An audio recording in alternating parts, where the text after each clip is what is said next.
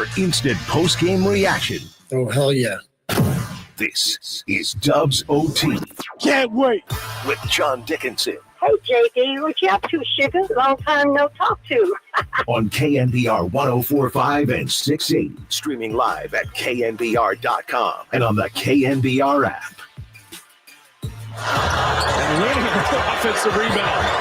Steph on a side step three. Crowd aching for that to go down. And we got to get back. And Dylan Brooks is going to get a free one out the miss three and dunk it down. He contested Steph. He cracked Steph on the contest. It looked like it was a foul. Steph never gets those, and then no one got back. Well, the Warriors were due for one, a game where they didn't have it physically, and this stretch of games with Memphis and the Lakers and Denver and Houston, Warriors end up 3-1, but they lose tonight. Too many turnovers and not enough from the big three in this one. The Rockets do a hell of a job on Stephen Curry. Physical, athleticism, all over the place in terms of their guards and wings, a great game plan. And the Warriors tried to find the emotion, but it was a night that they didn't quite have it. And the Rockets, good young team in the Western Conference, they come into chase. They win 106-96 is the final. So we welcome you in to Dubs OT with JD here on the Sports Leader. 808 KNBR, 415-808-5627, as we come to you, as always, from Harmonic Brewing in Thrive City. The Warriors see their winning streak snapped by the Rockets in this one, but the Warriors fall now to 46-32. I was joking near the end of the game, time to figure out what your four-way tiebreaker scenario is between the Warriors and the Grizzlies and the Timberwolves and the Clippers, because that's exactly where the Warriors sit right now here with 1 week to play. Warriors had an opportunity, and actually when the Nuggets lost to Indiana, the Nuggets were a half hour ahead of the Warrior game in Denver tonight against Indiana, and Indiana came back and won. Indiana beat the Nuggets, so there was a good chunk of the third and fourth quarters tonight where the Warriors had actually moved into fourth with the Denver loss and the Warriors game hanging in the balance. Warriors, though, end up losing and would have been in fourth had they won this game, passing Denver, who got beat at home tonight by Indiana. But the loss moves Denver back into fourth, and the Lakers, who won earlier today, blowing out Oklahoma City, they move into third in the Western Conference, keeping their hold there. And the Warriors are in a four-way tie with the Clippers, Minnesota, and Memphis with a week to go, 4 games to go for each of these teams. They're all 46-32, and the Warriors currently in that four-way tie scenario are 6th in the Western Conference. We'll get into the Clippers move into 5th. The Warriors are 6th, and the Warriors still ahead of Minnesota and Memphis. Four-way tiebreaker is just, it's the cumulative record of all 4 of those teams head-to-head against each other. So you take all the games that all 4 of those teams have played against each other, and the best record among the group is the team that gets the best spot, and then second, third, fourth. In this case, it's 5th, 6th, 7th, and 8th. And so the Clippers are 5 in this scenario, the Warriors 6, and it ends up being Minnesota 7 and the Grizzlies 8. Now, it's unlikely to finish in a 4-way tie, and part of that is because Minnesota and the Grizzlies play each other here in the final week, and the Warriors and Clippers play each other a week from today in the final game of the regular season. So a couple of those teams are definitely going to take losses. But, again, that is the 4-way tie scenario here in this one. So 808 KNBR, 415-808-5627. The Golden State Lumber and Showroom text line is open if you want to jump in and join the conversation. Following this one, some thoughts on the game here. I just kind of start with the fact that the Warriors were due for one of these. And I thought either tonight or the game against Denver, the Warriors were just not going to have it. Third game in 4 nights against Denver, against a team that's really given them problems. Coming off the long road trip on Friday, the Warriors found the energy and the desire and the want to get through that one. I thought they had the energy and desire tonight. I don't think it was a lack of competitive spirit, but it was just too much Rockets athleticism. And I felt tonight could have the potential to also be a letdown game for the Warriors in the sense that the Rockets are a very good team in the Western Conference.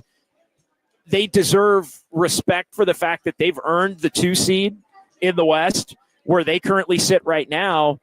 But this game for the Warriors, as much as they don't like the Rockets and Warriors fans don't like the Rockets, and that was apparent early in the building. I mean, it was as wild and lively, a feisty crowd early in the game as there had been at any point this season.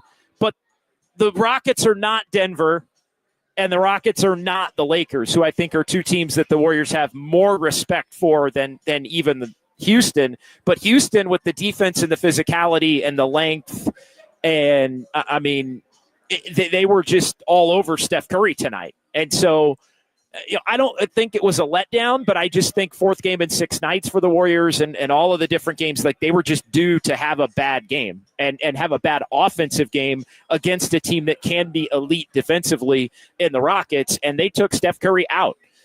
Were their calls missed? Absolutely. I don't think there's much question. Did the officials early in the game maybe allow things to get a little bit out of control? Possibly, I think. And, Draymond was on one tonight. And I think even the best of intentions for Draymond and mixing it up with Sengun and everything that was going on there, I don't want to say it necessarily backfired on the Warriors, but they didn't have enough in the tank to carry it through tonight. And the Rockets, the more youthful, energetic, I think chip on their shoulder for this specific matchup type of a team, was able to get into a flow and get comfortable and get to the bucket. And they had a really nice night in terms of just taking advantage of the things that they do well. Points in the paint in particular, 56 of them to the Warriors 40. And it was apparent early. The Warriors are missing layups, too many turnovers, Draymond Green in foul trouble. And look, here's all you need to know. Steph Curry scored 3 points. Steph Curry scored 3 points in this game. The Warriors are not beating anybody in the top 8 in the Western Conference when Steph Curry scores 3 points. It's not going to happen. So was he not getting calls? Were the Rockets doing a great job defensively? Was he having an off night? All things equally true, I think, in this particular scenario here. But he winds up 1 for 10 and 1 for 8. It's one of the worst games of Stephen Curry's career. 3 points in 33 minutes. He's not had a game in his career in which he scored that many points playing at least 26 minutes. 3 points in 26 minutes back in 2012 against the Kings is the only other night like it. So, again, we're talking about one of the worst nights, if not the worst night of Stephen Curry's career, when he had been on an all-time heater of late. Again, off night, it happens, great defense, all those things equally true. Reality is the Warriors are not winning against a good team in a scenario where they get that Steph Curry. Again, Draymond, a lot of good, a lot of bad tonight for Draymond Green, all told. And the Warriors core, the starters got beat tonight, straight up. Steph with the 3 points, the lineup that had been 14-0, now 14-1, with the Rockets giving them their first loss. It's rare that you see these kinds of numbers, but Jimmy Butler and Brandon Podziemski, minus 18 in this game. Moses Moody and Draymond Green. Moses Moody minus 11, Draymond Green minus 16. The starters got beat tonight, and they just did not get enough from Steph, from Jimmy Butler, who ended up 13 points, only got to the line 4 times. And, Draymond, 2 points, 1 of 5 shooting, 4 assists, 5 fouls. Again, I think he probably towed the line between mixing it up and trying to get the Rockets off their game and being a little bit too amped or being a little too aggressive in terms of trying to maybe bait the Rockets into some kind of a skirmish or something like that. And I think you could say it backfired tonight a little bit. It looked like it was going to give the Warriors some of the life and energy that they would need into the first half. And I was really surprised. Again, all the missed layups early. I thought the beginning of the third quarter is where the Warriors actually lost the game. The Rockets were all wound up at the beginning of the third quarter, going in led by 1 at the half. I thought the Warriors were going to come out in the second half, how they finished the second quarter, but they were just kind of in a malaise, and the Rockets really hit them right off the bat in that quarter. And I think that was what allowed Houston to build the lead that ultimately they would carry for the night and win this game 106-96. So 808 KNBR, if you want to jump in and join the conversation on the phone lines. Golden State Lumber and Showroom text line is open as well as the Warriors lose 106-96 to the Houston Rockets. Let's react to this one.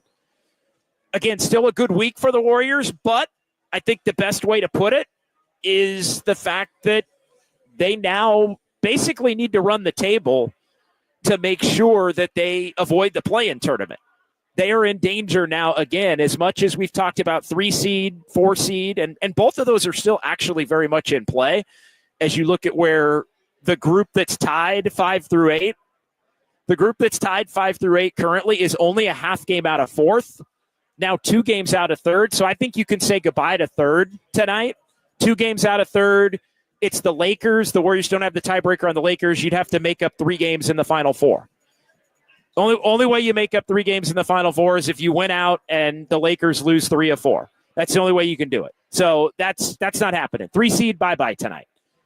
4 seed still in play. But at this point, I think the goal gets back to brass tacks and what it needed to be all along, which is just make sure you get into the top 6 and don't wind up in the play-in tournament. And the Warriors are in a position where if they win out, then they're going to be in that top 6 in the Western Conference. They will hand the Clippers a loss, and they will have the tiebreaker over Memphis and Minnesota. So win out, and you got it at that point. Point blank, bottom line, end of story. And the 4 remaining games, 3 of the 4, I think, go into the category of should be won at Phoenix, San Antonio, and at Portland. Doesn't mean they're going to be easy. Doesn't mean those young teams can't give the Warriors problems. Phoenix is basically all but mathematically eliminated from the play-in now because they got beat again, and somehow the Kings went and won in Cleveland. Go figure. Stuff happens, as somebody said in the chat. But from the Warriors' point of view, you got to beat Phoenix without Durant. You got to beat San Antonio at home. Doesn't matter that it's a back-to-back. You got to go handle business at Portland. That's a young team that's a much better squad end of the year compared to where they were at the beginning of the year. Doesn't matter. You got to go win that game and then see where you are going into the finale against the Clippers. But worst case scenario, you're going to be in a position where as long as you beat the Clippers, you're going to guarantee yourself a spot in the top 6. And the Warriors knew this. They talked about it the other night. 4-1 in the last 5 would get it done. So I think from that standpoint, it's a little bit easier to shake off, especially knowing that the Warriors beat the Grizzlies, Lakers, and Denver. It's crazy to think that the Warriors had to go 3-1 in this stretch just to maintain where they are, to be in the 4-way tie. But that's the state of the Western Conference. That's the reality of where things sit. And the Warriors are still trying to make up for as they fall to 20-3 in games where Steph Curry and Jimmy Butler play together. They're still trying to make up for the pre-Jimmy era of the 2024-25 season. You were 1 under 500, and now you're at a point where you're 14 over from 1 under with a week left in the season and 4 games to play. So the focus should be on what's ahead, I think, as much as what's behind. And the Clipper game's going to be tough, and we're going to have to see how everything ultimately shakes out. But I don't even think tonight necessarily goes in the missed opportunity category because I think physically tonight the Warriors didn't have it. And I think it's safe to assume going in, as we had talked about a little bit yesterday on Just Dubs and after the game on Friday night on Dubs OT, it going 4-0 would be incredible in this stretch for Golden State. 808 KNBR 415-808-5627. Let's get into the chat here a little bit, and then I do want to give some thoughts on. We talked about the guys who didn't play well.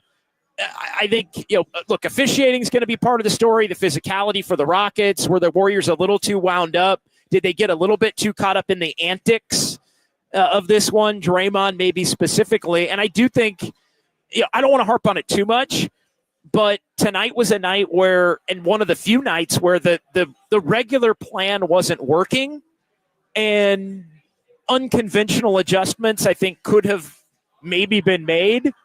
But Steve kind of wrote it out with his main, 3 guys tonight. So I don't really want to hear a lot about, well, this guy should have played, or this, that guy should have played more, or this or that.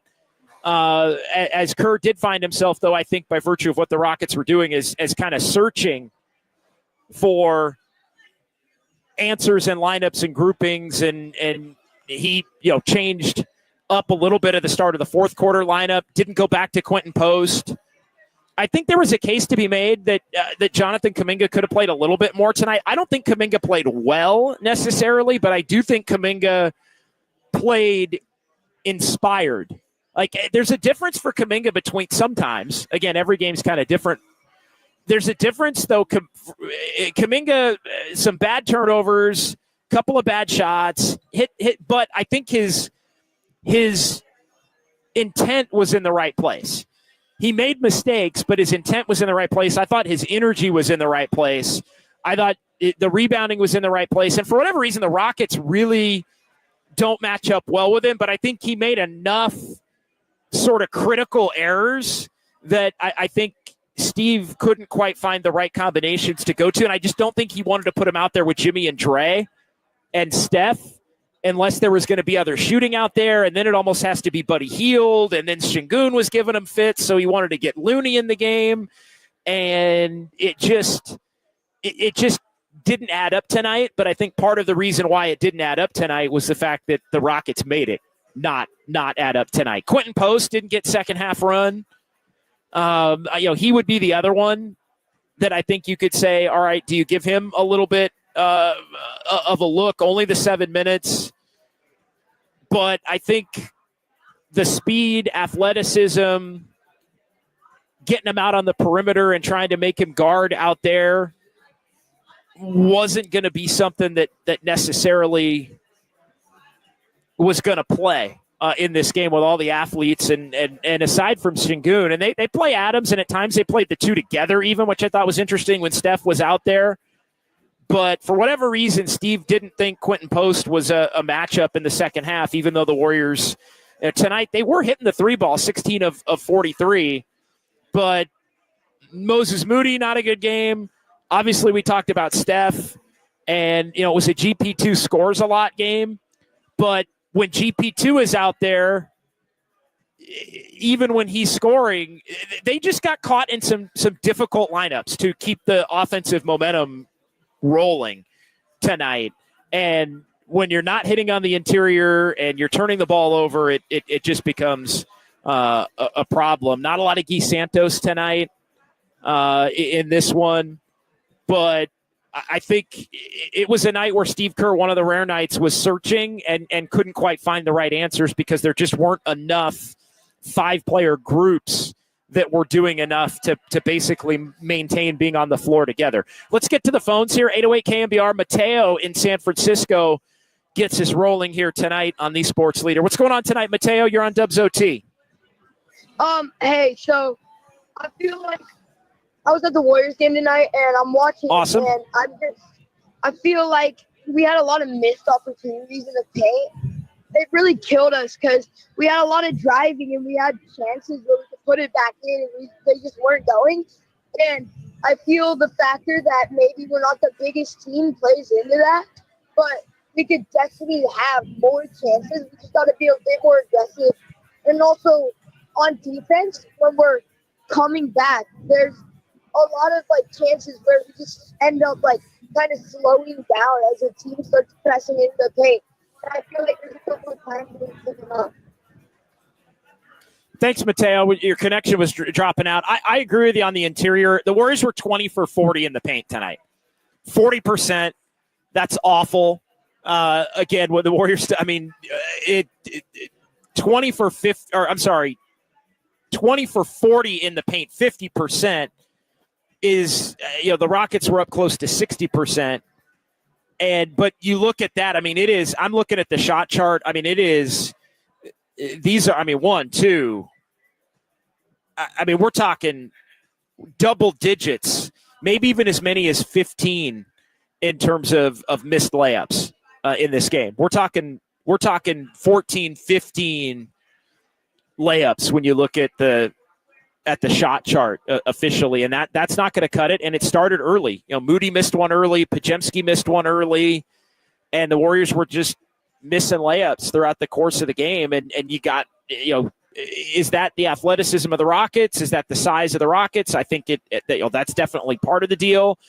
I think it's also a night where the Warriors were, again, I think when you're a little tired, you can't quite get up and finish, especially against a much more athletic team by comparison. And I think that's when you get in there, you gotta finish, or you at least have to get to the free throw line to be able to score that way. And tonight was just one of those nights where it's too many missed layups, it's too many turnovers. When they got to the free throw line, and the officials really let them play. Really were letting them play in this one, which I think Draymond was trying to make it benefit the Warriors. It benefited the Rockets ultimately. Not a lot of free throws for all the physicality either way. And both teams missing their free throws in this one. Warriors 6 of 11, 5 missed free throws. Moody missed a couple in this one. And it just was not their night from the free throw line. Quentin Post missed a couple.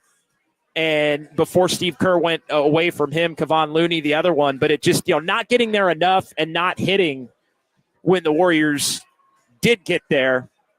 And so, that in addition to the turnovers, in addition to the paint misses, that tells a big-time part of the story as to why the Warriors lose this one. 808 KNBR, 415-808-5627. That's the number. Give us a call or shoot us a text here, the Golden State Lumber and Showroom text line. Appreciate everybody always watching on YouTube and Twitch. Let's go ahead and take a quick timeout. We'll come back. Lively and spirited YouTube chat as always. We'll dive into that. We're at Harmonic Brewing in Thrive City. Warriors fall into a 4-way tie for the 5 through 8 spots in the Western Conference. They lose to the Rockets, winning streak over 106-96 the final. And we're talking about it all right here on KNBR 104.5 and 680, the sports leader.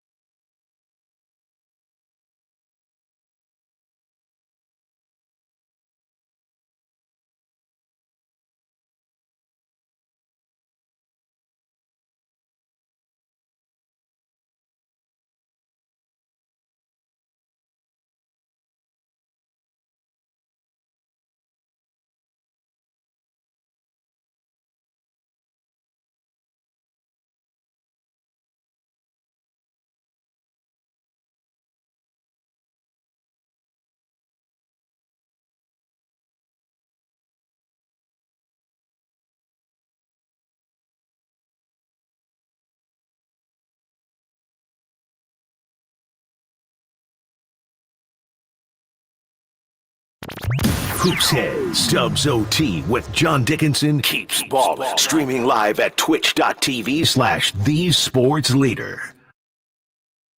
Buddy in warm-up three, and Buddy Hield is keeping the Warriors afloat. He's got 15 and 5 of 7 on threes. Yeah, Buddy Hield did his part tonight. 20 for Buddy Hield. Warriors lose for one of the few times when Buddy Hield goes for 20. He was a net positive tonight. The bench for the Warriors outscored the Rockets 56-25. If there's one criticism tonight, and look, you're not going away from Steph, you're not going away from Draymond, you're not going away from Jimmy Butler, but there were guys off the bench who were making more of an impact, and Buddy and Peyton were out there quite a bit. I think we could have seen a little bit more of Jonathan Kuminga in this game. Again, he was kind of uneven, but I thought his energy was in the right place despite some mistakes. And for whatever reason, he's a matchup problem for the Rockets. He had dominated the other 3 games that he had played in of the 4 head-to-head matchups between the Warriors and the Rockets. It wasn't that kind of Kuminga night, but I think if he had maybe gotten a little bit of more run in the earlier part of the fourth quarter, especially given the fact that Steve Kerr changed up the rotation, I think that would have been one last-ditch rock maybe left unturned, if you will, as it relates to the Warriors. But they lose at 106-96, 4-way tie for 5 through 8 in the Western Conference. And we're here talking about it at 808 KNBR. Let's get Nick and Hayward up next here on the Sports Leader. Hey, Nick. Oh, it's Derek, but either way, not important. Hey, Derek. So tonight, I'm chalking this up to the fatigue factor, man. That crazy road trip that we just came off of. I mean, that's like unheard of. Like, to be on the East Coast that long and then to have games of this caliber back to back like that. I mean, obviously it caught up to us. I'm not really too worried about it as far as our performance. I think we'll once we get a little bit of rest in, I think we'll be right back up to it. And Houston, like you said, they're athletic, man. They're younger and they proved it tonight. But I'm not overly concerned about it, to be honest with you. I think we're going to be just fine. Like you said, we're due for a game like this, so I'm glad we kind of got it out of the way now. That way we can just kind of bear down and finish out real strong. Go run the table, Derek. I mean, that's really what it is. The schedule in front says you can do it. It's just go run the table. Houston is a young, athletic team with a chip on their shoulder. Whether you like them, maybe you don't because of the style of play and Dylan Brooks and some of the players on the roster.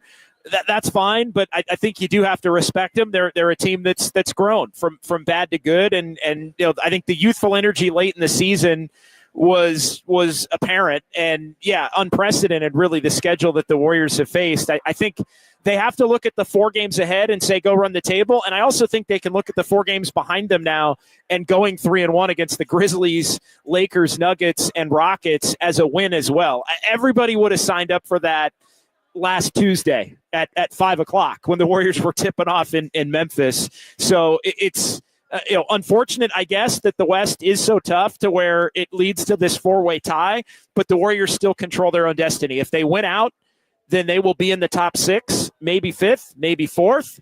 And if they don't, depending upon what happens, they could wind up in the play-in tournament. So it's still very much control their own.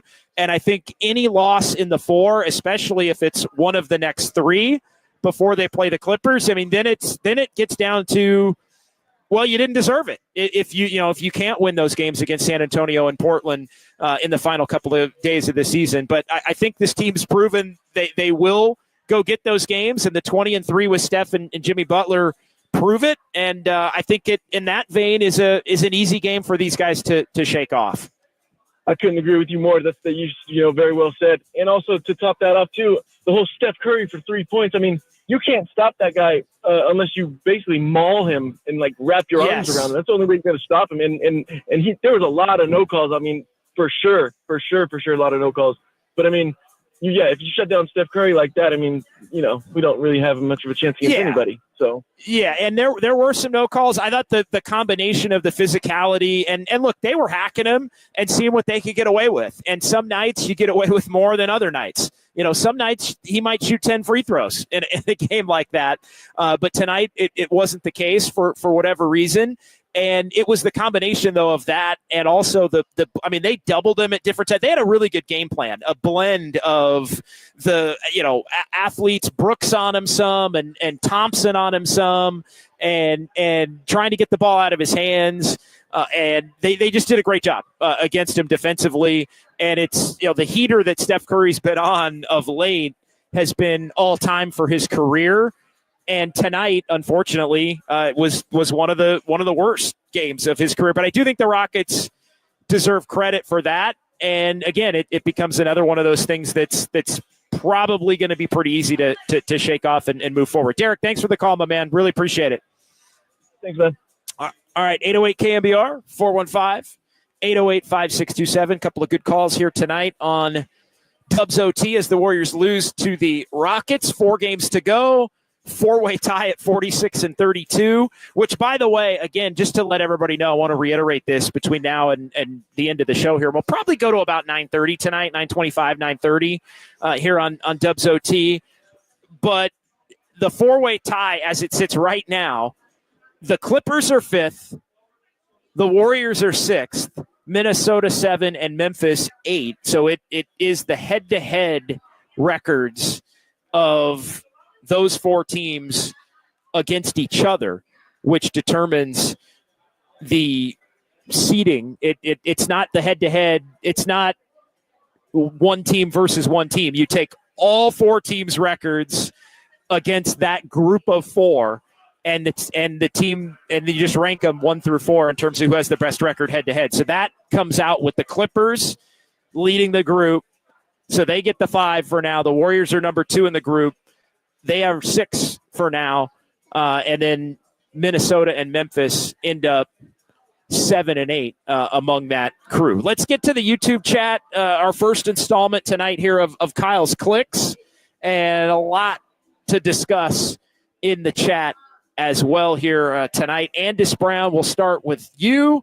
When the Warriors went 3-1 against a tough stretch, still in good shape, and KD might not play Tuesday, so they might catch a break. The road ahead still looks good. Yeah, not officially official, but KD, I think, set to be reevaluated officially tomorrow. So we'll see where he's at with that ankle sprain. I would think it's unlikely that he's going to play on Tuesday, but we'll get more of an official word coming on that in the next 24 hours. So, again, you got to focus on what's ahead for this team and the ability to look and run the table. Good tip-off comment there, Andis. Max Lopez, of the 4 games, it's best to lose. Of the four games, it's the best to lose because you can't catch them, meaning the Rockets game tonight, without a doubt. I mean, if you don't beat Denver, but you do beat the Rockets, you're in the same position, but basically the 4 seed is probably completely gone now too. Again, because it's Denver, and because the Clippers are also now technically ahead of you and have the head-to-head tiebreaker against you, the Clippers have a shot at 4 also. Like these other teams, the Timberwolves have a shot at 4. Like these teams also, all these teams that are in this group with the Warriors have a shot at 4. But the Warriors have to be a game up on the Clippers, which they would do if they went out. They would be a game up on the Clippers guaranteed if they went out because they play each other.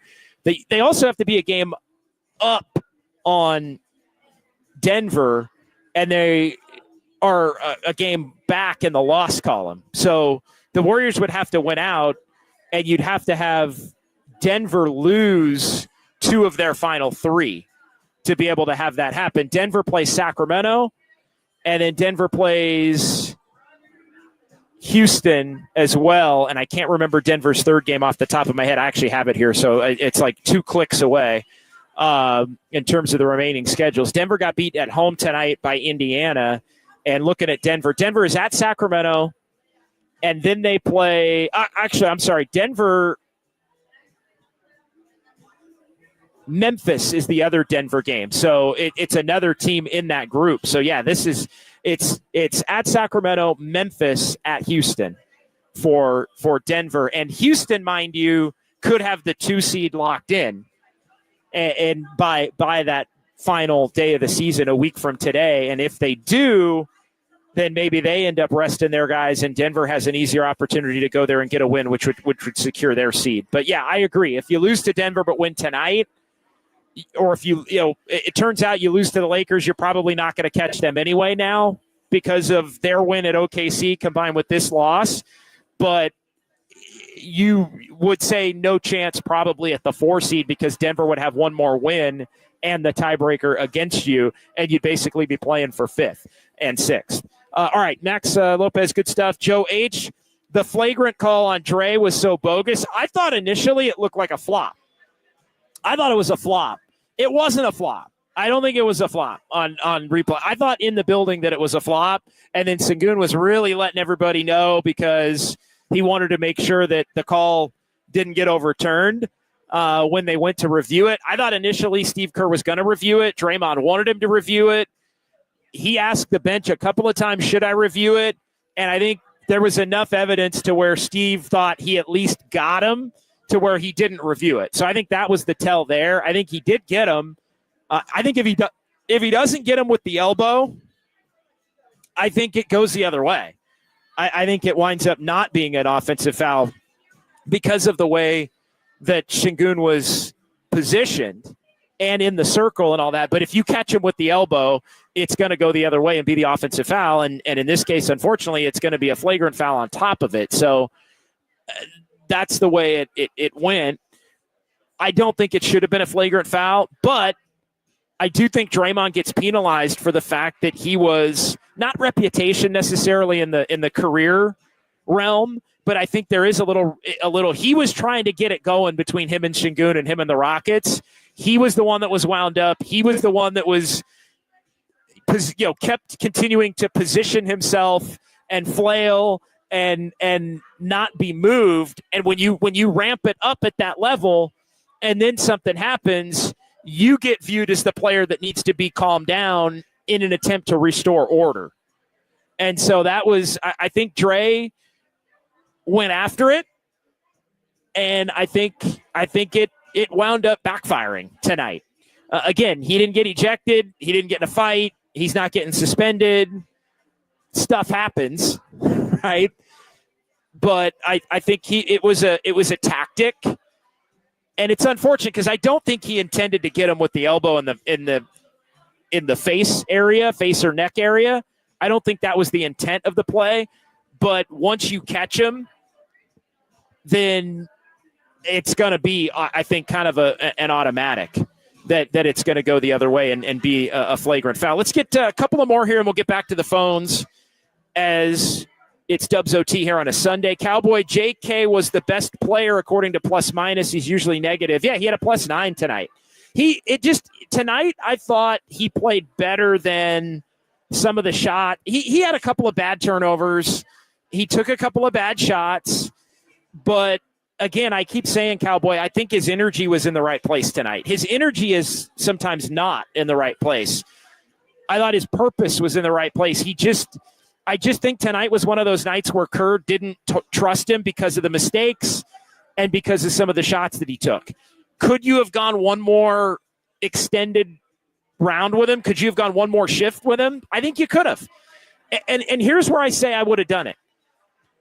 The start of the second and fourth quarter lineup has been Quentin Post, Draymond, Jimmy. It's been Podziemski and Moody in the backcourt. That's been the start of the second and fourth quarter lineup here, really since the Warriors have used this rotation and this starting lineup going back 25 games. So that's been the rotation for the most part. Kerr changed it up tonight in the fourth quarter, and he went at the start of the fourth. It was Podziemski and Hield. So it was Hield over Moody because Hield was shooting it and they needed the shooting. It was Payton over Post tonight because Payton was playing well. So he did play the two guys that were playing well, Payton and Buddy Hield. He took Quentin Post out in that instance. He didn't play Moses Moody, who was having a rough night shooting the basketball. So he did make two adjustments based on the way the night was flowing.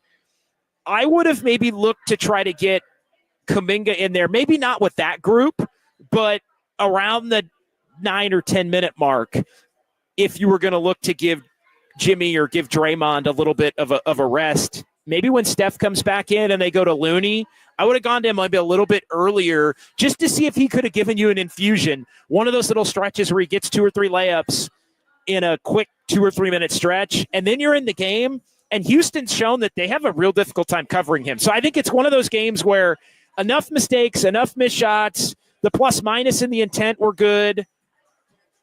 If you give him one more shot tonight, maybe he puts the ball in the bucket a couple of times to where he becomes a closing player.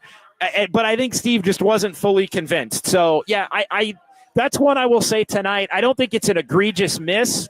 Steve did go to guys who were playing well over guys that were in the normal rotation. I think sometimes if you're Kuminga, you have to be a no-brainer to get that level of trust. Like, wow, he's awesome tonight. I'm playing him. And he wasn't totally in that realm tonight, but I think that would have been a risk that could have paid off. But the other thing I will say is when you've got Draymond and Peyton out there and Jimmy Butler out there, you know, who are you putting Kuminga in for in that instance? Like, you're not because you've got 3 non-shooters basically, if you don't consider Jimmy a shooter at that point, on the court. And then he eventually came in with Looney and Peyton and Looney came in. Kuminga and Looney were in. Peyton and Jimmy Butler were out, and Curry was back in the game there. So, but it was a little longer than I would have thought. It was toward the middle of the quarter, as opposed to maybe that first third of the quarter. Continuing on here, Warriors were at a disadvantage immediately because they're not used to refs letting everything go. Rockets play rough bully ball all the time. Recognized it right off the bat. They could play that way. Well, the Warriors need to recognize that. Like, that's on them, honestly. The Rockets do play that way. You're right. That is natural. The Rockets are going to play the way they play, and if they can't get away with it, they're still going to play that way, and maybe they become the frustrated team. The Warriors have to acknowledge it early. And, yes, disadvantage, but ramp up your own physicality. I think you're right. I think it took them toward the end of the first half to be able to really ratchet it up. And it was something that I think, didn't work out. Let's get back to the phones. 808 KNBR 415-808-5627. Duck Sauce in San Jose next here on the Sports Leader. Hey, Duck Sauce. Jay Dilla, what's going on, my guy? What's going on, man? Hey, quick side note, JD, on the commercial breaks, man, I need some elevator music or something that it goes silent. I'm over here doing some Sunday night house cleaning. The show comes back on, and damn, it scared the hell out of me, man. Are we on YouTube? YouTube? Are we talking about on the YouTube or on the on stream? Okay. Yeah, on YouTube. Yeah. But okay. Anyway, anyway, man. No, I appreciate you, Duck Sauce. No, that's good looking out. Sometimes I know there are some copyright laws in play with what you can play on YouTube sometimes. So I just to let you behind the curtain there, but I wasn't aware of that.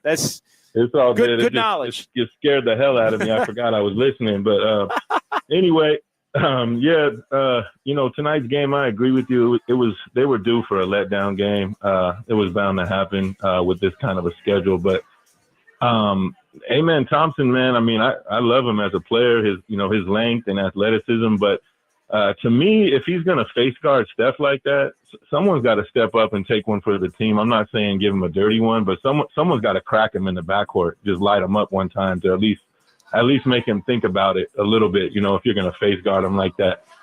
On Kuminga, I agree. He was far from perfect tonight, a lot of mistakes, but he was on the glass, which I know is something, a lot of people are worried about with him. So I did like the way he was on the glass tonight, which was one positive from him. Last thing is just, and I did want your take on this for sure, is I can't be the only one who is concerned with Butler's lack of aggression. I understand he's been an amazing facilitator, and it is hard to be picky with the record we've had since he got here. But to me, there's just times where I just think, he's not even looking at the rim to the point where I don't know how many 24-second violations I've seen him get in the last 5 or 6 games, or he'll dump it off at the last minute for a turnover because he don't even want to shoot it. he doesn't look explosive at the rim to me. And to me, I'm concerned. I can't be the only one. But, yeah, I'm curious what you think, JD. I'll talk to you later, my man.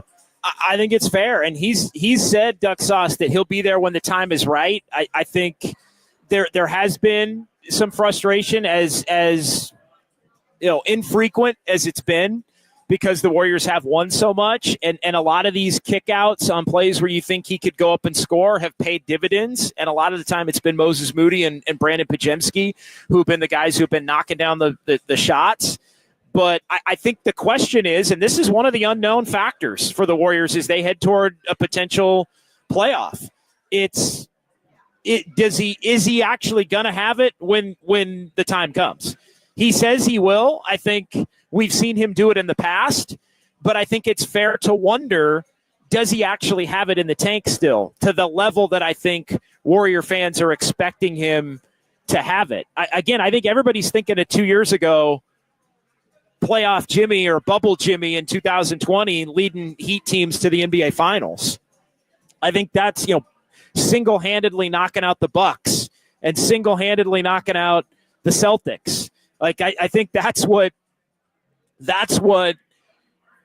Warrior fans, I think some are hoping. I also think he's a little caught in the, well, if other guys don't have it, you need to go get it thing. And I think that switch is a little bit harder to flip, but then I think meets the eye. The other part is, his finishing when he has tried to go up and doesn't get fouled. I mean, he gets a shot blocked a lot. He gets a shot blocked a lot going in there, and he's trying to give a little pump fake. He's trying to be clever. He's doing all the things that guys who don't have the burst to get up and get it through or over somebody, he's doing all the things that guys who don't have that kind of athleticism do. So, again, I think I'm not going to say he doesn't have it. I'm not going to say he doesn't have it at all. I'm not going to say, but it's definitely fair to wonder as we head toward the playoffs for the Warriors, to what level, like, are we going to, because I think there are some out there that believe that he's just going to start scoring 30 plus a night. And I think that's where the fact that he's 35 may mean that he, as John Jay says in the chat, isn't that guy anymore. Still a very good player, getting paid $60 million to be more of an all-NBA type. Yeah, again, he's getting paid $60 million because that's what it took to get him on the Warriors. Like, let's not get that let's not get that tested. And again, I don't want to go or twisted. I don't want to go down the road of, again, saying he can't. I think it's a fair point to bring up. I think, look, that's how Warrior fans look at it. Warrior fans look at it as, no, you're paying him that because he's going to be Jimmy Buckets, playoff Jimmy. No, you actually had to pay him that just to get him to come. Because if you don't, he's not a part of your team, and you're the Suns right now, or the Kings, or Dallas. Like, that's the reality. So, again, we can all wait and hope and yeah, thanks, Kyle, for putting that one on the screen there, John Jay. If he isn't that guy, then the Warriors are going to have to evaluate the type of third guy that they need to be a scorer in the offseason. If he isn't that guy and they come up short of a title, then that's part of the equation. He's going to be on the team next year. He's going to make his 60+ next year, and you need it. But you also may need more scoring around him and Steph, especially to get through the long haul of an NBA regular season. And that's where I think, could it be Kuminga? We'll see. I mean, we're not going to, I don't think, see enough from Kuminga between now and whenever this season ends to know for sure. Are they going to re-gamble on Kuminga? Are they going to move him? Whatever. Again, all those conversations are the May, June, July types of conversations at that point. Let's get a couple more in the chat, and then we'll pause here for sounds of Dubs OT.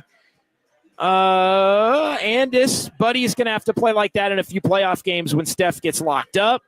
Yeah, and I think there will. I think there's going to be games where Buddy Hield is basically flat unplayable after 3 or 4 minutes. And I think there's going to be a couple of games where he's going to be hitting like he is tonight, and the Warriors are going to need it. Unfortunately, him having the 20-point game with Steph having 3 is still not something that you need Steph to at least get like 17 on a night where Buddy Hield's got 20 to be able to have it offset. And look, Steph had 3. If Steph ends up with 14, maybe the Warriors win tonight. Instead of they lose by 10, he had 3. Maybe that winds up being a little bit of a difference maker. JC Mack, if we can only make JK defend like Amen Thompson, he will be a superstar. I think the intent sometimes is there, but yeah, that's not happening. That's not happening. That's not happening between now and 2 weeks from yesterday when the playoffs start. It's not. But yeah, that's a great thought in theory. Apollo Crews, final one here before we take a timeout. I saw the Lakers cook OKC and thought the Dubs would easily cook OKC too. I think the Warriors would like an OKC matchup. Maybe Apollo is saying he thought the Warriors would cook Houston. I'm not sure, but look, the Warriors took 2 out of 3 against OKC. So I think that's a matchup they like, but right now it's a matter of just figuring out a way to get in because you're in this 4-way freaking tie for 5 through 8. Technically 6th. If you go 4-0, you get in. But the Warriors have given up their margin for error. The margin for error is gone with the loss tonight to the Rockets. 808 KNBR.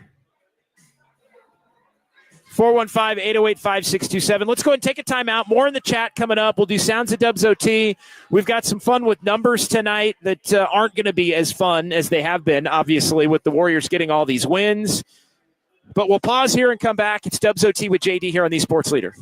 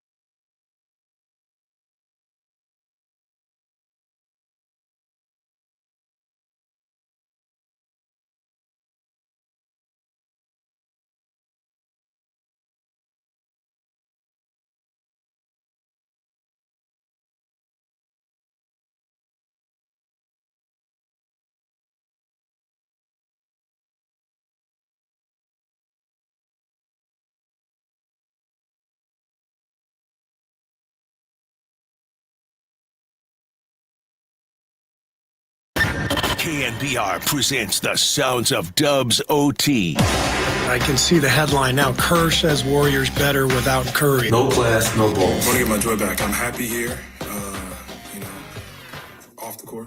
Now here's John Dickinson. All right, well, let's run through it. Warriors lose to the Rockets 106-96 as the Warriors winning streak is over. They are 46-32. Win number 51 for the Rockets. Stephen Curry just 3 points on the night, 1 of 10 and 1 of 8 from three-point range. Warriors in the four-way tie with with the Clippers, Timberwolves, and the Grizzlies for spots 5 through 8 in the Western Conference playoff race. Warriors currently technically in 6th. If they win their last 4, they will be in the top 6 with an opportunity to move up to 5th or 4th. 3, not as likely with the Lakers winning at OKC, even if the Warriors ultimately win out. All right, first clip tonight. We got a couple from Steve Kerr. We got a couple from Jimmy Butler.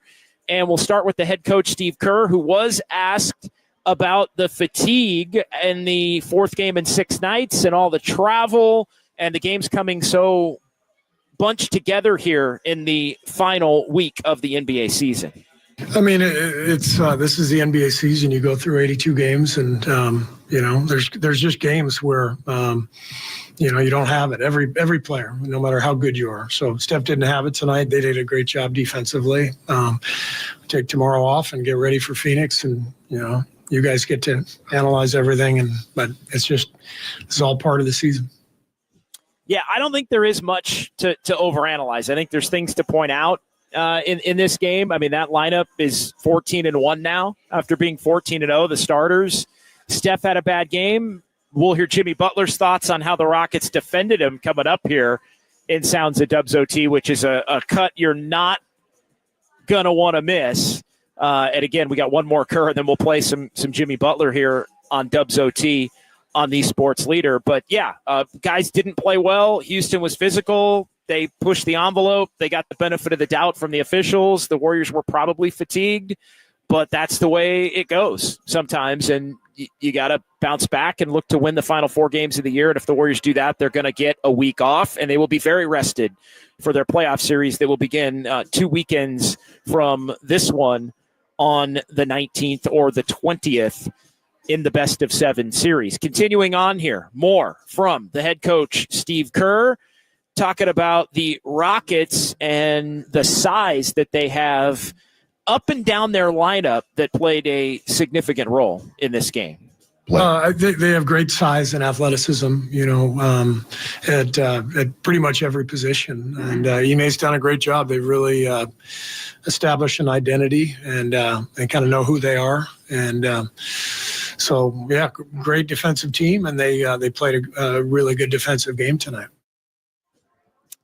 Yeah, excellent defensive game, excellent length, and had our guy bringing a slice of pizza up here. So I got a little distracted there, Kyle, for just a moment. But yeah, they are the kind of team that possesses the types of players that can give the Warriors problems. Like that's just the reality. And on a night where, they have the ability to force the Warriors into turnovers. Sometimes the Warriors force themselves into turnovers. They have the skilled enough center that gives the Warriors problems. Warriors have problems with skilled centers. Say what you want for Şengün in terms of toughness. And, he's that guy that I think Draymond tries to kind of punk. And, Şengün held his own, I thought, tonight. Although there was the play, Kyle, did you catch this, by the way? This was flying around on social media. I'm not sure if it was on the television feed specifically, but I think it was either somebody in the arena or was on television. So as Şengün and Draymond are going at it, and then the play after that, Şengün scored and then flexed. So he called for a switch, right? Like he got the little guy on him, scored on the little guy, then flexed on Draymond. And Pods apparently called Şengün a kitty cat. not a Karl Anthony Towns, But yeah. Yeah, I'm not a big Şengün guy. He's a good player, man. Good player. But oh my God, so much flopping and like. Yeah, no, he's got the antics in a different way. There's no doubt. Yeah, it's that European that like coming from a little probably played European football when he grew up. You know, he definitely's got the antics, but he's also got the skill. I got to give him credit on that. But yeah, that was he was really good tonight, and it kind of backfired. But yeah, that was a moment that got caught during the game tonight. All right, let's hear some Jimmy Butler post game as the Warriors lose this one by 10. We will play. Let's go in the order that you have it here on my screen, Kyle. The question of the night. He was asked if he should have shot more with Steph being defended the way that he was. Here's Jimmy Buckets. Maybe not. My thing is I'm going to make the right player majority of the time, probably like 9 out of 10 times. So if I get in there and draw help, I'm going to kick it to the open guy. But I'm not going to say that anybody scoring was the reason that we did not win this game. I'm going to stick to turnovers. You know, we had 20 of them.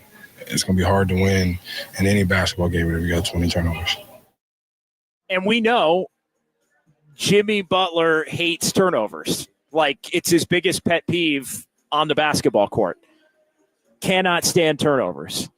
And so that and I think you have to respect his ability to just consistently look to make the right play. Again, I get it in terms of the money that he's making, and he's been a star in this league that's carried teams as recently as 2 years ago with Miami and carried teams that are probably less talented than this Warriors team is around him. Obviously, he's never played with a Steph Curry in his career. I mean, who's the best player he's ever played with? Derrick Rose, like 12 years ago? I mean, seriously. So I think Jimmy's got it dialed as to the right. You know, if you limit the turnovers, the Warriors are in a lot better position to try and win this game, despite the fact that overall they didn't play great. But I think there will come a time where, and maybe it is playoff time, maybe that's what it has to be. There will come a time where he's going to have to probably look to score a little bit more in a big moment to look to help the Warriors get over the top. I'm not saying it has to be what we saw with playoff Jimmy and the like, but I think it will have to be a little bit more than we've seen, and I think he will. I do think he will. Ian J in the chat. Jimmy, we need more. We need more. Again, we'll see. He says it will be there. All right, let's get our final Jimmy Butler clip here on Sounds of Dubs OT. And this is the money clip of the night, as he was asked about the Rockets. I think it was Dalton Johnson of NBC Sports Bay Area who asked about the way the Rockets defended Stephen Curry in this game. Here's Jimmy. He did a good job of whatever you want to call it. What do you call it? I don't even know. I've never seen an individual get fouled more than he gets fouled. To me, I think that's it's astounding. But you know, it's crazy to say, but he's used to it. You know, it's been happening to him his whole career, and he's found a way through it, around it, under it, whatever you want to call it. It's tough. The fouling you mean not just tonight, you mean since you've been here? I mean, yeah, I've seen it since I've been here, but I don't know how many years he got. What do you got, 16? I'm pretty sure it's been happening for 16 straight years. I get to see it, and it really angers me that he's on my team and he gets hacked like that. So there you go. I've never seen an individual get fouled more than he gets fouled. Jimmy Butler. Don't have to question his commitment to his co-star. Pretty impressive for Jimmy to have his back like that and not even basically saying, yeah, it's happened his whole career, which I think we've seen that. San Jose Jazz fan 4, Jimmy B. The refs suck. Am I right? pretty much. And Steph doesn't get the whistle. How about that? I mean, that's, yeah. Again, that's going to be interesting to see. Does Jimmy get a fine for that? Might get a fine for that. But yeah, they did allow the officiating did allow the physicality of the Rockets in this one, and that set the tone for the game, and the Warriors were never able to overcome it. You know, Steph has done a job overcoming it at times to still play at an extremely elite level, but you know, tonight was not going to be one of those nights. It can't happen every night. All right, one more cut. We got a bonus cut here. Okay, here's Steph Curry responding to what Jimmy Butler had to say in the clip that we just played. Steph Curry's response to Jimmy Butler saying that he gets fouled more than anybody he's ever seen. I don't know how to answer that question. Like, it's been around 16 years. You've seen it all. I don't ever expect to get calls. I don't ever go in looking for it, try to play basketball, try to play the way I do every night, battle through physicality, whatever. But if I need to say something, you say something, but I don't have any expectations. There you go. So the Warriors kind of putting the league on notice a little bit, I think, in subtle and not so subtle ways as it relates to the officiating there. But yeah, I mean, Steph has basically played through. At times I think it's been just dogged playoff like defense. I think at times it's over the top. And again, I think it's interesting. I mean, because we've seen at times, I mean, that the way you beat the Warriors in the Curry era, and look, it hasn't happened a lot, but the way you do it is to be extremely physical with Steph. Like that's your only shot at doing it, and hoping that you can do enough and get the leeway enough to be able to have it allow you to win. All right, one more. We got a second bonus cut here. Sounds of Dubs OT. Steph Curry on the Warriors' confidence level. Aside from this one tonight, they go 3-1 in the big stretch between the 4 games with Memphis and the Lakers and Denver. Lose tonight, 4 games to go, but Steph on the best, still being ahead for this Warriors squad. You just got to have perspective on, the positives of what we've been able to build. We won a lot of, tough games. We put strung together, great performances, and we are still, that team that is confident we can beat anybody. Tonight's was a rough night all the way around. They played great.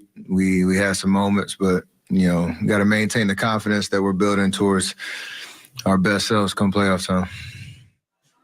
Yeah, and I don't think anybody's concerned about that at this point. I think we've seen what this team can do. We saw it on Friday night. We saw it on Thursday night. We saw it in Memphis.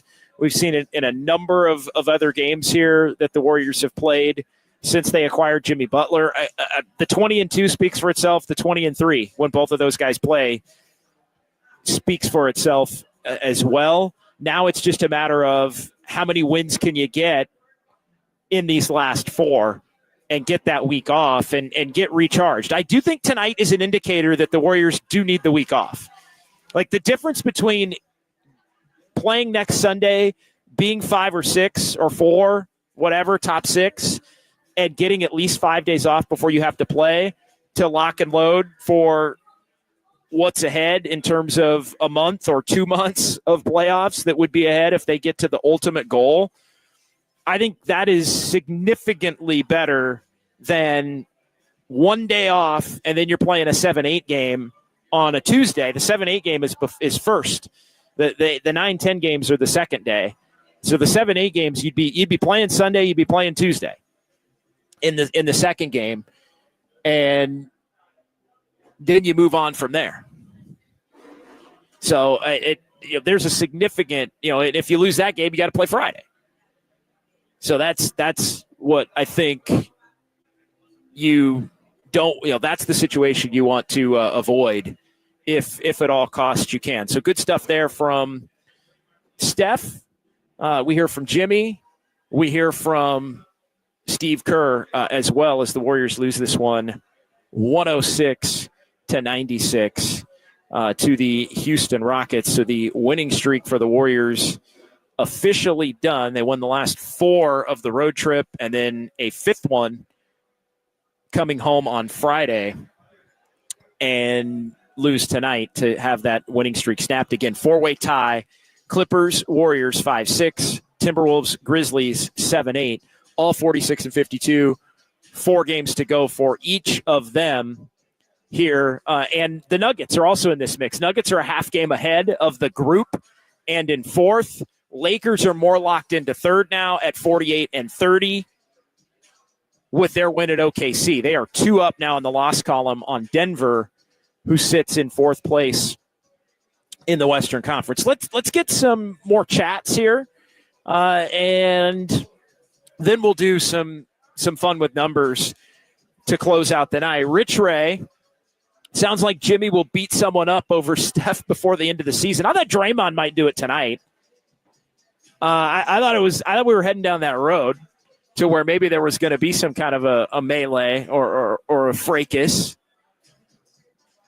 But yeah, I mean, it's good. Steph is not, and you heard it in the clip that we played, like Steph is not the guy that wants to whine about it. He doesn't foul grift. He doesn't whine about the officials. He lets everybody else do it for him, meaning the fans, basically. Steve Kerr doesn't like to do it, but there is, and I saw Phil Jackson's name in the chat at one point, and if he's not going to do it, it does become a natural part of the gamesmanship of the NBA to kind of put the league or the officials on notice. Now, typically you don't see it happen until the playoffs, so we'll see what happens if this team, as they get closer to getting into the playoffs. But Jimmy having his back, I think, is important. Like that's a huge deal because it will make headlines tomorrow, what Jimmy Butler said. It's making headlines tonight. It's going to be talked about tomorrow. Alan S., realistically, the Warriors just need to be 5 or 6. Totally agree. 4 would be extra. 4 would be extra. Again, you run the table, you got a shot. Mickey D, last game with the Clippers, will likely be for the playoff spot or the play-in. We shall see. Warriors Final 4, and I did want to run through this, so maybe we can do this now. The Warriors Final 4 at Phoenix, San Antonio, at Portland, and the Clippers. The Clippers Final 4 games. The Clippers play San Antonio. The Clippers play Houston in LA, and then they go to Sacramento and go to the Warriors. So it's at Sac, at the Warriors, the final 2. They play Houston, and they play San Antonio. They play San Antonio the night before the Warriors do. So the Warriors will get the Spurs on the second of a back-to-back. So San Antonio and Houston, and then at Sac. So they got 2, you would think, potentially gimmies, although the Kings, as we mentioned earlier, beat Cleveland tonight for the second time, by the way, this season. But that's the Clippers' remaining games. Minnesota has at Milwaukee, at Memphis, Brooklyn, and Utah. So 2 road games at Milwaukee, at Memphis, Brooklyn, and Utah. Those are the 4 games left for Minnesota. So Minnesota, in theory, on paper, has got a couple of gimmies. And then Memphis ends the year here with at Charlotte, Minnesota at home, the game we just mentioned, at Denver, and then they finish at home against Dallas. So that's the remaining schedule for the Grizzlies here. But yeah, Mickey D, I agree. I mean, the last game with the Clippers is likely going to be for a spot. And maybe the loser ends up in 7th, depending upon what happens the rest of the day. And of course, you're not going to know because all those games are going to be taking place at the same time. So there could be a lot of scoreboard watching a week from today inside Chase Center. Let's get another one here from EB here. Green had more turnovers than points. Curry had more turnovers than points. Moody disappeared. Well said. Well said. Just Curry didn't have it. Draymond didn't have it. Jimmy didn't put 30 up. And, Moody has been up and down, I think, with his shot. 1 of 7, 1 of 4 in the game tonight. Podziemski did his thing. They got 20 from Buddy Hield. They got 16 from Peyton. But the Rockets were able to take away the players who really mattered the most, I think, for the Warriors. And I think they'll live with Buddy doing his thing if Steph isn't. I think they'll live with Gary Payton II doing his thing if Jimmy Butler isn't, or if Kuminga isn't going for 20, or So I think, again, advantage Rockets in that particular situation. But yeah, the starters collectively didn't play well. The 3 best Warriors players didn't play well in this one. So that's pretty much all you need to know. Another one here. KM Johnson, every team is going to play Steph like this. Now, yeah, they'll try. I mean, they'll try. And the Warriors, again, teams have done this throughout the years, and the Warriors, especially in playoff series, have been able to adjust to it. They match the physicality.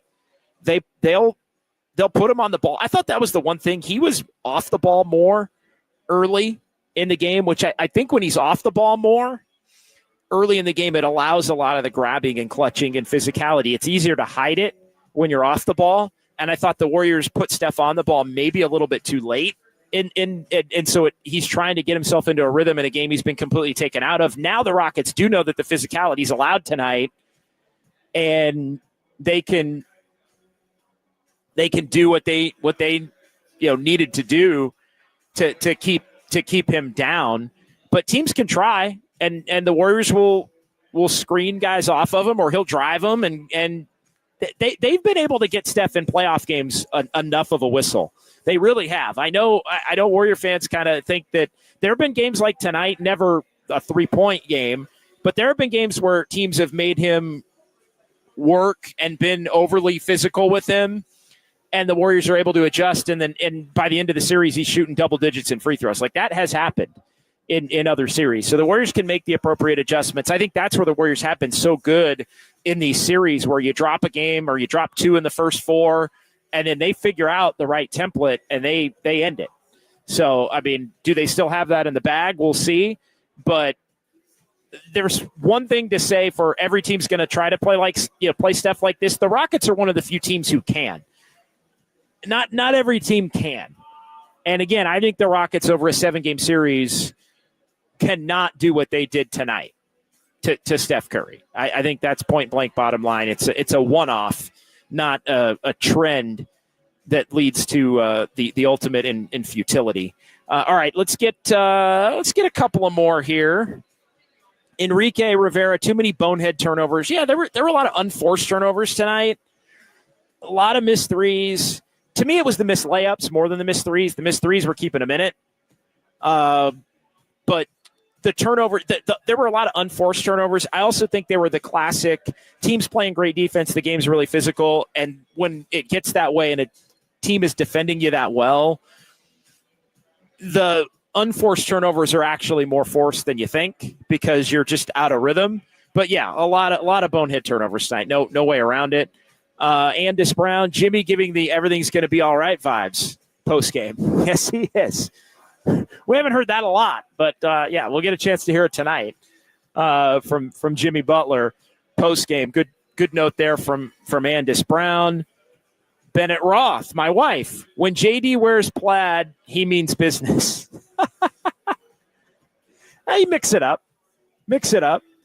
That's funny. Reed the Steed. Şengün secured his role as a Dubs villain tonight.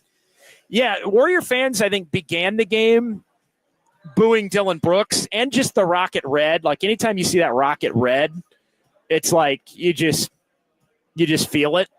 Like, the crowd was amped tonight. Like, it was, I mean, you would have thought it was 2019 tonight with the Warriors. You would have thought it was James Harden and Chris Paul tonight, the way that they were going at it. But yeah, Brooks is all forever villain.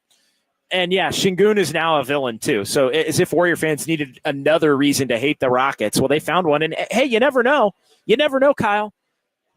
maybe the Warriors slip up here in the last 4 and they end up the 7-8 game and they win, and they hit Houston in the first round of the playoffs.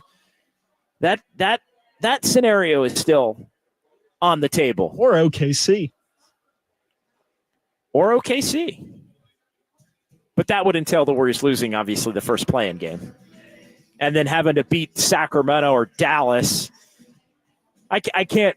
I mean, I know I said this the other night. I'm probably going to say it every show. If ever there were a year to just not have the play-in tournament in the Western Conference, nope, we're not going to have it. 9 and 10 just don't qualify. Like 9 and 10, I really do think 9 and 10. If 9 and 10 are like more than like, I don't know what the number is, but if 9 and 10 are more than like 5 games off of 8, like they should almost set a number. Obviously, you can't do this for TV purposes, but they should almost set a number where if you're 4 games, if it's a 4-game difference or a 5-game difference, like if the 8 seed is 5 games ahead of 9 and 10, you just get the spot. That's fair. I like that. Or like a minimum games won, or I don't know. Yeah, I mean, it's going to be like 8 games. It's going to be like I'm tired of seeing teams like 10 games below 500 in the East make the play-in tournament. Well, it's going to happen. I mean, maybe not 10. I guess the Heat are up to 8 under. The Bulls are only 6 under. But yeah, the Heat have picked it up a little bit of late. But yeah, I mean, it is 8. The difference between 8 and 9, and mind you, this is with the Kings winning tonight. The difference between 8 and 9 right now is 8 games. 8 games. 8 games. That's insane. 8 games. By the way, just a quick note: the Giants will not be getting Vladimir Guerrero Jr. He's agreed to a 14-year, $500 million contract extension with Toronto. What? Sheesh. It's a lot. I know that's somebody I think Giants fans were maybe hoping could be in the cards as a trade candidate potentially at the deadline and just re-sign him if he ended up being a free agent. So not in the cards for now. I mean, you could trade for maybe the final 10 years of that deal in a few years. I don't know. Anyway, a little bit of breaking baseball news. I know his name got mentioned a lot, but I mean, Giants don't need Vladimir Guerrero Jr. They got Wilmer Flores at home. Who? I mean, you're 8-1, and Wilmer Flores has basically won you 2 games, 3 games, hitting. What is Vladdy at home? Yeah, got Vladdy at home. What is Pedro Martinez? He's hitting the Ding Dong Johnsons. Pedro Martinez. Read the Steed. Yeah, all right, we got Read the Steed in. Let's go forward with. We got one more or 2 more. Andis and then one more. Are we? Do you know what the comment of the night's going to be? It doesn't matter. We can do a bunch. I'm not. I still think the Warriors would beat the Rockets. Oh, I do too, Andis. I think the Warriors would beat the Rockets in a 7-game series. But yes, the Rockets would get the pound of flesh. The Rockets would. The Warriors would be worse for who they have to play next. You imagine playing the Rockets and then playing the Lakers, like that. That would be. Yeah, I think they would get through the Rockets, but then it would make the Lakers more apt to be able to beat them. I think for sure. Zer corrects. If the Wolves and Grizzlies go 2-2, Warriors go 3-1, will the Warriors get the 6 seed? The answer is yes. They would get the 6, or maybe even the 5, depending upon what the Clippers and the Nuggets do. So yeah, if the Wolves and Grizzlies split, and the Wolves and Grizzlies play each other in one of those games, so if the Wolves and Grizzlies split, and the Warriors go 3-1, the Warriors would be at that point in the top 6, unless they can avoid. Well, they wouldn't be in a 3-way tie because those 2 teams. The only tie they could have at that point would be the Clippers and Nuggets, but that 3-way tie would be 4, 5, 6, as opposed to involving the 7-8. So yeah, in that scenario, the Wolves and Grizzlies, as long as the Clippers won 3, but if the Clippers only win 2, you'd be 5th. or 4th if Denver loses a couple. But again, I think most likely the 4 seed is probably gone because Denver has a couple of games they should win between now and the end of the thing. So we'll see how it shakes out. All right, one more. Our Dubs OT comment of the night. Now, time for the Dubs OT comment of the night. San Jose Jazz fan, the fourth, the award-winning comment of the night, and not his first. Maybe the clubhouse leader. Although since Mrs. Jazz fan said this, I don't think it necessarily goes to San Jose Jazz. That's a good point. It does not go to San Jose Jazz fan technically. Kyle with an executive decision here. Judge's decision.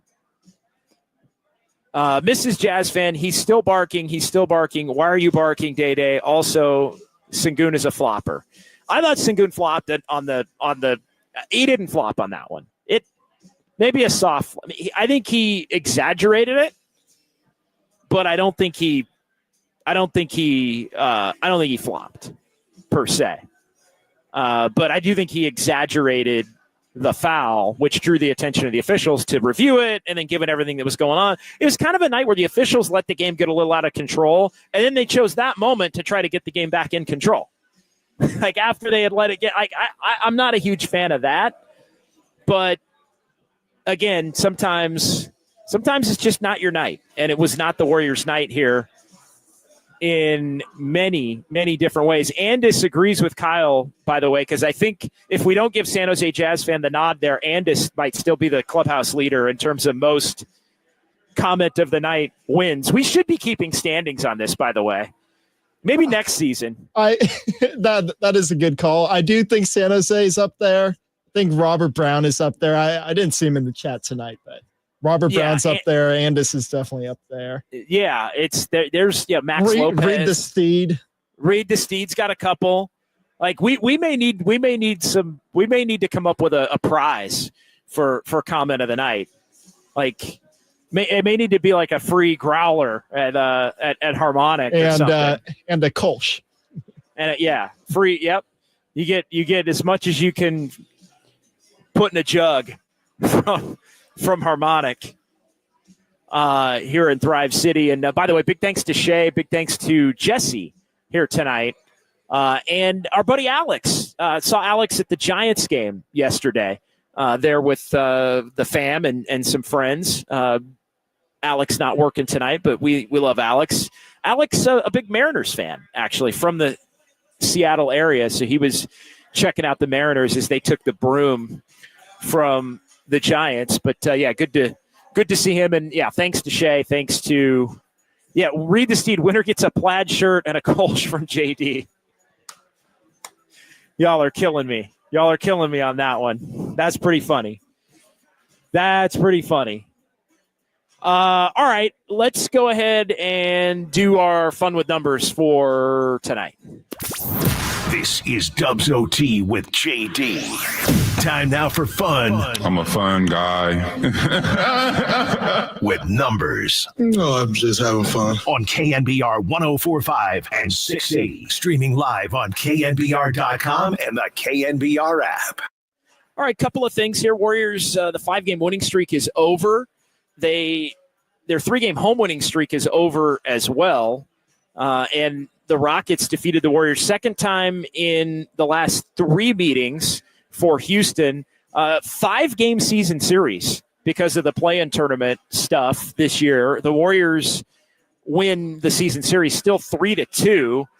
This was the first time in 30 years that the Warriors played a team 5 times in the regular season, by the way. It used to happen, but when the Grizzlies and Raptors came into the league, then it didn't happen anymore because you had to make up those games. But you used to play your divisional teams used to play 5 games in the regular season before Toronto and the Grizzlies came into the league in 1995. Warriors 6th time this season, an opponent overcame a 10-point deficit or more to win. The Rockets were down by 11, came back and beat the Warriors. So it goes down as a blown lead, but it really didn't feel like a blown lead game for the Warriors. They got down quickly in this one. 96 points for the Warriors. Warriors 2-13 when they score under 100. If you remember, the Warriors did win earlier in the year when they scored under 100, specifically against the Rockets. 20-3 now with both Stephen Curry and Jimmy Butler in the lineup. And for the first time this season, the Warriors lineup of Steph, Draymond, Jimmy, Moses Moody, and Brandon Podziemski took a loss, 14-1. That was the longest streak by a starting five in the NBA this season, and the second longest streak in Warriors franchise history for a starting five, behind a 20-game winning streak in the 14-15 season for a specific starting unit. Buddy Hield, 20 points. Warriors lost for for the first time when Buddy Hield's had 20 or more this season. Jimmy Butler with 13. We talked about Steph. This was a 3-point night for Steph on 1 of 10 shooting, 1 of 8 from 3-point range. And he hadn't had a game like that in his career where he scored that number of points playing at least 26 minutes.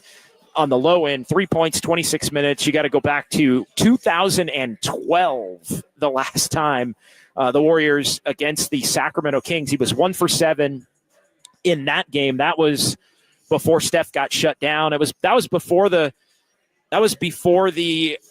Andrew Bogut trade. That was before the Monte Ellis trade. Monte Ellis was on the Warriors the last time Steph had a game like tonight in 2012. And so, yeah, Steph in that one with a career low night as the Warriors lose this one. Kyle, some final thoughts here before we set the table for the remainder of the week. Looks like you and Ryan McCarthy are having a good time. Yeah, in there. no, some people are chatting some more suggestions about what the winner should get. I brought up the idea that, hey, maybe the winner should do an overnight. And better hang out with Overnight Dave. Right guy, you can put that comment up. Yeah, I've always wanted to be overnight. Bennett Roth. There you go. Yeah, you could come in and hang out with Overnight Dave for that's absolutely. I think someone said you could be a janitor for the guest studios in the KNBR office. Yeah, winner gets to take home leftover donuts from the KNBR office. Good. Yeah, I like that. I think the other part is if you do get to hang out with Overnight Dave, you might meet like Kyle and Ryan or FP one night, depending upon the night. You might, and then if you're around long enough, you'll on straight caffeine at 5 a.m. Exactly. And on the back end, you're hanging out. You get to meet Murph. You get to meet Marcus and young Tony and John Curley as well, who are coming in for their day at the end of Overnight Dave's day. So you'd get a good chunk of the crew here at the Leader if you hang out. Like Overnight Dave sees everybody. Oh yeah. So yeah, he's living that best life. Yeah, not a bad day. Not a bad day. Yes. All right. Let's end it on that note. And set up the week here, by the way. Tuesday is going to be one of our YouTube Tuesday special shows. Kyle's going to join. Greg Silver's going to join. That's following the Warriors and the Phoenix Suns from down in the Valley.